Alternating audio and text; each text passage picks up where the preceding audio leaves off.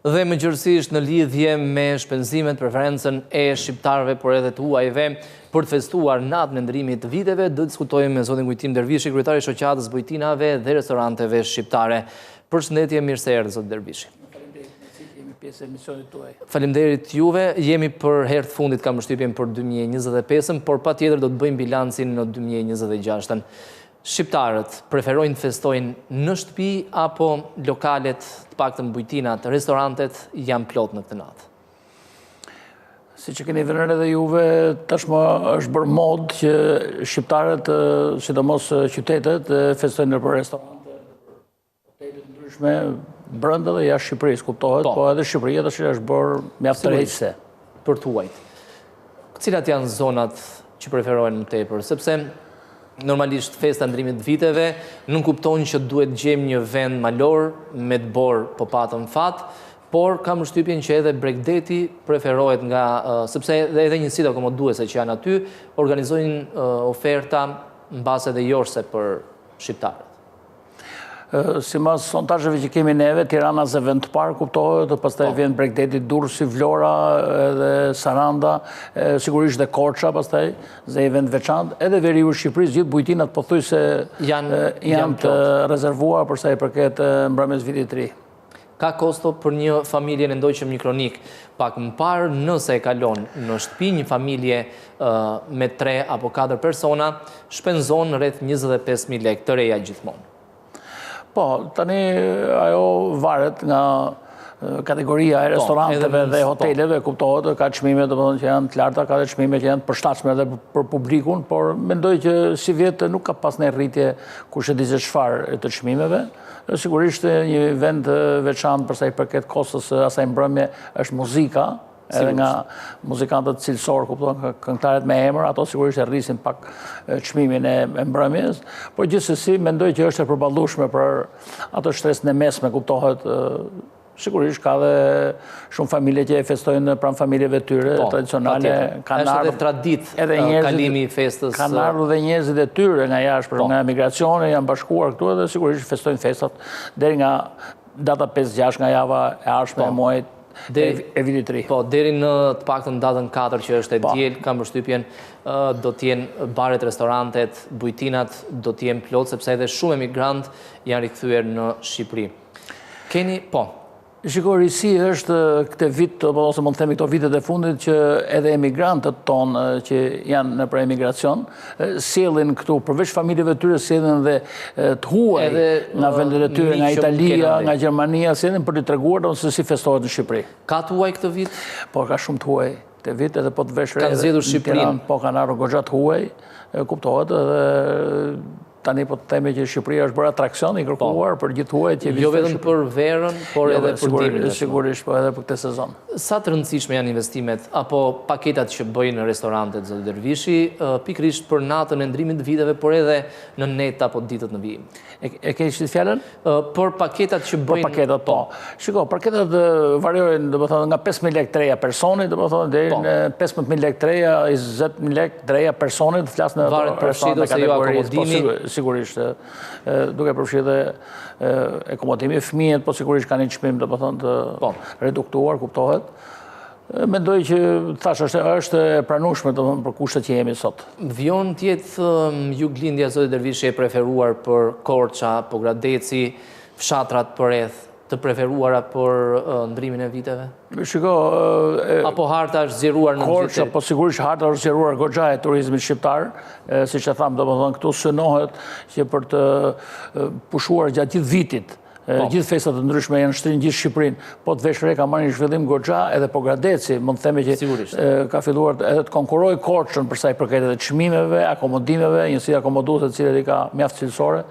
Edhe sigurisht edhe veriu Shqipërisë tashmë dihet, siç thatë dhe juve, pritet një dëbor, sepse dëbora është ajo, domethënë që është një atraksion, domethënë është një farë bonusi. Mjaft i kërkuar, domethënë për Shqipëri.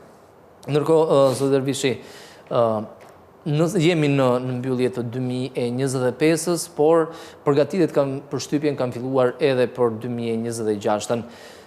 Fillimisht, ta mbyllim me 2025-ën, si ishte shifrat edhe nga Instat publikuara për 11 mujorin treguan numër rekord vizitorësh, 11.7 milion, pa përfshirë muajin e fundit vitit.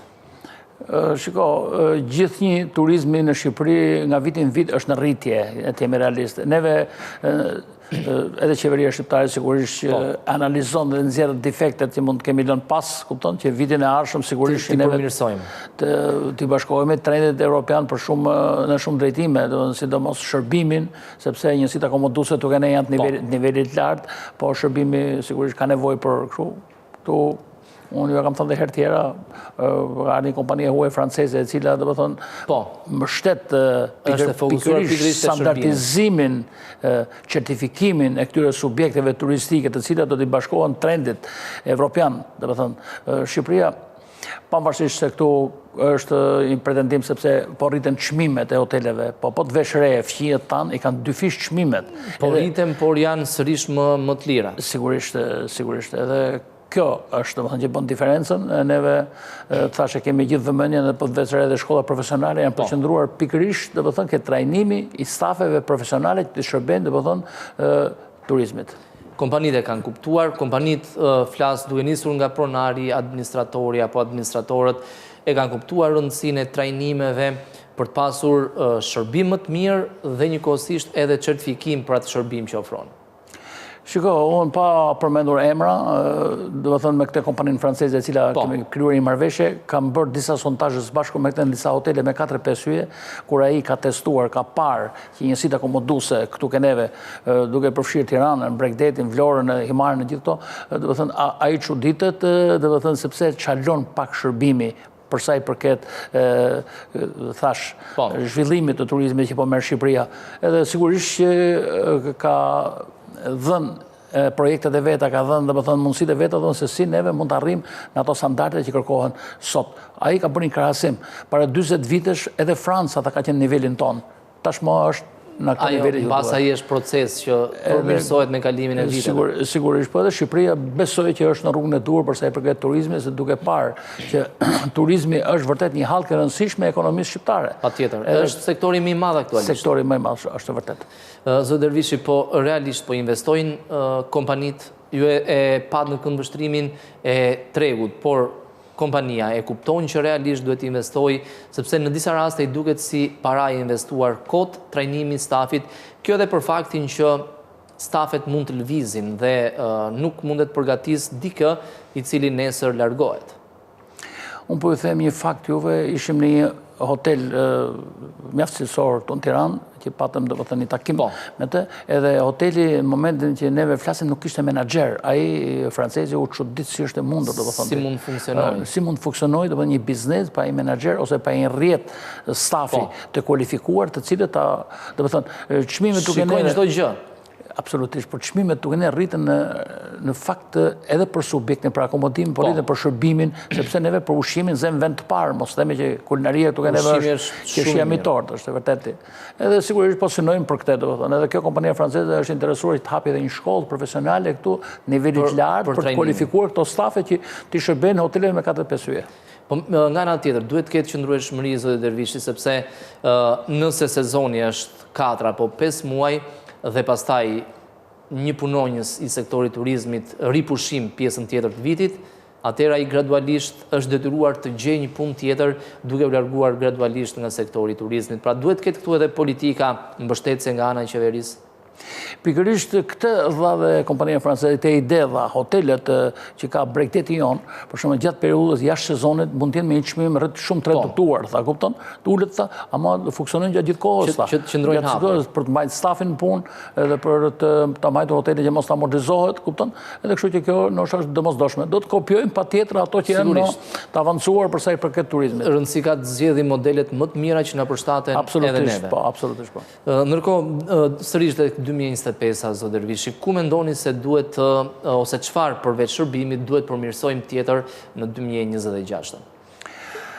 Mund të jetë për shembull mbase shkojmë shumë larg edhe nuk është edhe në lupën tuaj, por çështja e menaxhimit të hapësirave përgjatë Bregdetit, kam përshtypjen është një problem vete.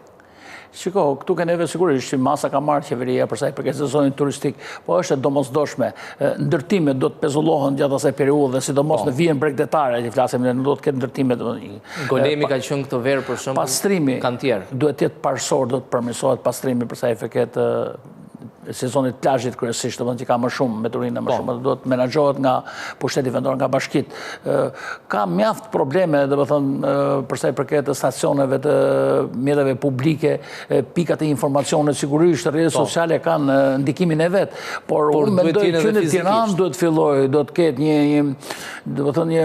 një qendër që t'japi tek sheshin qendër mund të jetë po sigurisht t'japi destinacione që ka Tirana, sepse jo të gjithë dhe të përdoren se thua është taksit, duhen shërbim publik, kam mjaft defekte të cilat edhe Ministria e Turizmit besoj që është në drejtimin e duhur përsa i përket këtyre probleme. Neve i kemi kërkuar Ministrit e Turizmit që neve aktorët e turizmit dhe më shoqatët që jemi neve të kemi një takim me të në fillim të vitit ardhshëm për të nxjerrur gjithë problemet dhe defektet çfarë mund të rregullohet për sezonin turistik të vitit 2026.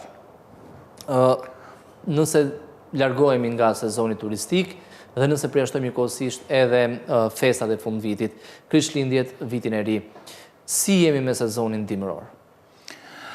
Unë e thash edhe më parë. Kam punë bujtinat, restorantet shqiptare? Sigurisht, kryesisht bujtinat, si të janë me emër, bujtinat e mëdha, të cilat kanë dhe akomodim, të plot, kanë festuar, Krishtlindjet, Goxha, po të veç Renveri, po duke mos përjashtuar, të thash edhe Pogradecin, që ka marrë një zhvillim Goxha, me rrugën e re që është hapur, Korça kuptohet, dihet Darë dhe Korçës janë shumë, edhe jugu i Shqipërisë, është Puka, është mjaft tërheqëse për Dibra për shembull është bërë një destinacion i ri për shkak të rrugës së Arbrit. Sigurisht, edhe Dibra po merr Goxha zhvillim, përsa i përket rrugës së Arbrit, normale që infrastruktura është aja përsa i përket zhvillimit turizmit. Më përpara, nëse duhet të shkojë në Dibër, mund të shkonte 4-5 apo edhe më shumë orë.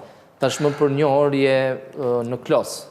Është vërtet edhe nëse diskutuam dhe herën e fundit, domethënë është qeveria tash në paketën e maleve ka shtuar dhe për kësaj përket Burreli, ka shtuar Vaun e Dejës, ka shtuar disa zona turistike të cilat do të përkasin zhvillimit të paketës maleve. Është bërë progres zot Dervishi meqense e përmendet në ndjenjën tuaj? Shiko, ka pak vështirësi, unë mendoj që pushteti vendor është një hap pas përsa i përket orientimeve që ka dhënë qeveria. Kritika pati edhe vetë kryeministri Rama, ishin vetëm 3 apo 4 bashki. Mendoj që pushteti vendor ka gjithçka në dorë. Ai e di gjendjen, situatën e pronave që është aty.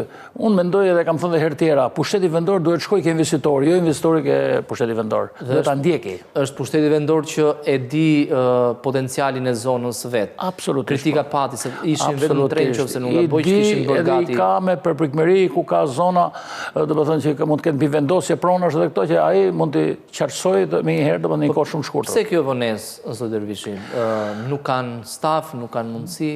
Tani unë nuk mund paragjykoj, po gjithsesi thash dhe herë, peshë madhe ka pushteti vendor këtu. Ai do të organizohet në mënyrë të tillë, domethënë për të shkuar pushteti vendor, për të shkuar zyrtarët tek biznesi. Duhet të jetë pushteti vendor që të bëjë një farë marketingu, nëse mund ta quajmë kështu. Të gjejë investitorë. Unë sfundmi kam qenë një vizitë në Londër dhe takova mjaft investitorë, atje kuptohet shqiptarë që mbulojnë kulinarinë, domethënë që kanë restorantet e tyre, atje edhe dominojnë në punën e tyre. Po gjithsesi i ka tërheq vëmendjen paketa e maleve në Shqipëri. Pra kanë interes. Edhe janë të interesuar të dinë pak më shumë përsa i përket të bëndë këtyre. Mbase të organizohet një farë panajiri, për shembull, i ngjashëm me panajirin, ku të ftojnë gjithë interesuarit. Shiko, ne kemi rezervat tona si shoqata e restorante dhe bujtina, sepse vërtet ky ligj që ka miratuar qeveria, po edhe neve duhet të ishim pjesë e këtyre diskutimeve, këtyre tavolinave, domethënë kur është diskutuar paketa e maleve. Po gjithsesi, besoj që së shpejti kjo do të gjejë potenciale gjithsesi. Absolutisht po. Zot Dervishi, në lidhje me 2026-ën, si e parashikoni? Pas nesër jemi zyrtarisht në 2026. Shiko, ne nga vitin vite tash më parë, domethënë Shqipëria ka rritje, domethënë turizmet edhe tash më po e kuptojnë. Edhe subjekte turistike të cilët operojnë me turistët e huaj që presin Shqipëri, se çfarë kërkesash kanë. Edhe mundohen që të përshtaten nga vitin vit, domethënë për të eliminuar ato defekte, për të krijuar hapësira, siç i ka bota perëndimore, dhe mendoj që ky vit do të ketë, kupton, jo gradualisht, por do të ketë një rritje goxha, sepse neve qeveria shqiptare, si thosh, po i plotson ato kapitujt e fundit për sa i përket hyrjes në Bashkimin Evropian, edhe sigurisht ajo kapitulli i fundit ka dhe ushqimin, që është vërtet një diçka e domosdoshme që neve duhet punojmë gjithë së bashku për të ruajtur këto traditat tona, sepse mikpritja këtu ke neve është një vend të veçantë në Shqipëri që nuk e gjen në vend tjetër. Edhe kjo na jep goxha prioritet për sa i përket madje në disa zona, zot Dervishi, edhe Fationi e përmend shpesh që nuk ka nevojë të rritet cilësia, mjafton të shërbehet ashtu sikurse ka zakon zona. Edhe kjo është vlerë gjithashtu. Po, sigurisht që Shqipëria vizitohet edhe nga kjo që thënë juve, dhe më thënë nga zakonet, ato duan të prekin me dorë gjithë shka, dhe më thënë aty ku milen lopët, aty ku bëhet djathë, aty ku bëhet vera, ku bëhet edhe gjithë huajt e kanë kuriozitet, dhe më thënë që të shikojnë këto. Ska nevojë të rritës cilësinë e shërbimit ato. Absolutisht, sepse bujtinat tona, pjesa më e madhe e tyre shërben me familjet e tyre, me fëmijët e tyre, edhe kjo e bën më interesante vizitën e të huajve që vizitojnë Shqipërinë. Ju po të veni re në jug, në veri të Shqipërisë, në theth, atje vërtet ato janë bërë njësh me banorët e zonës, domethënë edhe duke punuar. Edhe duke punuar, duke vjelur ato rrushin, duke vjelur këto produktet e baçeve të tyre, kjo e bën interesante turizmi malor. Njëkohësisht do të ishte turizmi malor akoma në një nivel akoma më të lartë, nëse ne do të kishim atë që realisht i mungon turizmit dimëror, resortet, pistat e skive. Shiko, sigurisht që ato mungojnë, sepse po të veçre edhe dajtit, dhe më thënë në vitin më parë, bora shkrinte në maj. Tani nuk duket maj e dajtit, dhe më që të ketë dë borë, dhe më thënë, është larguar shumë, sepse ngroja globale ka efektet e veta. Edhe kështu që edhe në gjithë Shqipërinë, sigurisht Valbona i ka këto mundësi, këto përparësi, sepse e ka dë borën, thethi, e ka dë borën veriu Shqipërisë, ka nevojë për pista skish, absolutisht, po ka nevojë për një zhvillim, dhe më thënë, edhe investimi është i madhe dhe është e vështirë të gjesh investitor. Ka nevojë vetëm për akomodim dhe për të ngrënë. Duhen mjaft atraksione që ta thithësh turizmin malor. Një infrastrukturë e gjitha që e mbështet. Por pavarësisht me këto vendimet e fundit të qeverisë për këto prishje që neve nuk i përligjim ato, po gjithsesi ka nevojë edhe Shqipëria pati nevojë për një rregull të tillë, por prap duhet ketë një farë lirësie përsa i përket këtij lloji zhvillimi, sigurisht me kufizime. Unë mendoj, e kam thënë dhe herë tjera, edhe parqet kombëtare me një kujdes të veçantë, kupton, do të ketë investime, aty si që ka bota, që ka Austria, Gjermania, Zvicra, janë investime që janë edhe nuk bie në sy, nuk duken që realisht është investim, sepse është po sepse kanë një avantazh, paketa maleve vërtet jep hapësira, ama aty nuk ka, për shembull, mund mos ketë drita, mund mos ketë rrugë, mund mos ketë ujë, ndërsa në parqet kombëtare për shembull i kanë të mundësira, kanë rrugët, kanë ujin, kanë gjelbrimin, kanë pasash, me një kujdes, me një vëmendje, me disa rregulla strikte, mund të ketë hapësira edhe për këto ndërtime. Zoti Dervishi, ta mbyllim me 2026-ën. Viti 2025 kishim patjetër rekord të turistësh, por rritja nuk ishte dyshifrore dhe kjo është më se normale. Mendoni se jemi stabilizuar tek këto shifra 11.5 deri në 12 milion vizitor. Jo të gjithë, duhet thënë, janë turistë. Shiko, normale është, sepse ka dhe emigrantë që vinë e vizitojnë Shqipërinë, hynë e dalin ose vinë nga Kosova, shkojnë në Malnezi, dhe më thënë, kjo njihet. Po gjithsesi unë po shikoj dhe më thënë që ka vëmendje, dhe më thënë, përsa i përket turizmit shqiptar. Është gjithçka është në rritje, kupton, niveli i turizmit shqiptar është në rritje, thash, po i bashkohet turizmit evropian, një trend i ri, dhe që ka Evropa që janë sigurisht shumë vite përpara nesh. Por gjithsesi neve konkurrojmë me ushqimin, tash konkurrojmë me mikpritin, konkurrojmë me çmimin deri në këto momente neve konkurrojmë, po ka ardhur moment që edhe neve do t'i bashkohemi tash, kuptohet. Ka potencial për të pasur më shumë turistë, pra sepse investime po bëhen, numri i shtretërve do të jetë akoma në rritje.